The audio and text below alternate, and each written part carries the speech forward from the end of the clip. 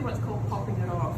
Technique used in factories when they do glasses or wine bottles and things. And it allows me to get a straight lid. You'll notice that the diamond saw gives quite a rough cut. I could cut things on a diamond saw, so this will make it really clean. It's much faster to do this process, so if I made 10 of these, I could just pop them all off, and immediately the lids would be open. The other great thing is punching something up, I could ruin it punching it up, and glass blowing is expensive, so being in a hot shop is expensive. So popping it off, doing stuff in the cold shop is a much cheaper way to finish it. So I get my 3 bits of clay. I set it up so it's sort of in the middle. If I just have my texture, make a mark that I want it to pop off about there.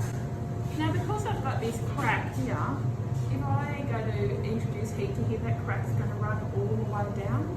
So I'm going to be sneaky and I'm going to make the cut start from here. The glass cutter scores glass. With the glass cutter, I make a line. Glass is only as strong as its weakest point, and when I score the glass with that glass cutter, it's made a weak point in the glass. Now I just want to let you know there's going to be a popping noise. So this is called our knockoff torch, and we use our knockoff torch when we put a piece away into the annealer. We flame the punchy to make sure it's nice and smooth. Now if I introduce hot flame, it's just going to explode the glass. So what we do is we're slowly going to introduce heat to the glass. Now glass hates thermal shock. When we did this at the jam factory, we had the glass on a record player, turn the record player on and it would rotate. I'm going to hold it in my hand nice and steady. So what I'm going to do is, that's where I've made the line, I rotate this and I very gently introduce the heat to that line.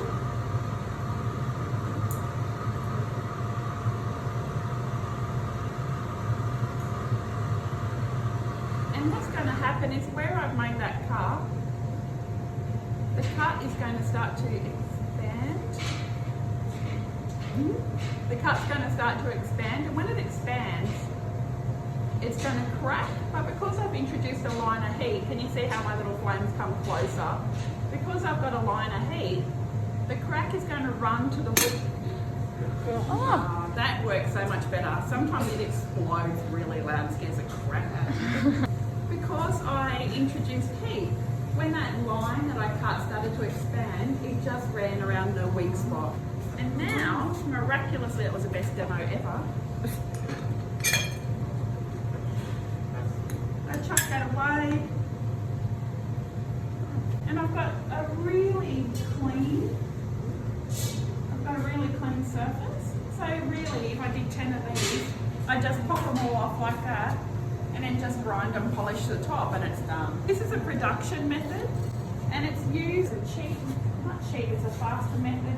A lot of industrial glass that you buy from factories flows into a mould, gets annealed, and then it gets scored and popped and then quickly cold worked. That's a little bit hot, so I'll leave it for a minute and I won't cold work it until it's absolutely cooled down.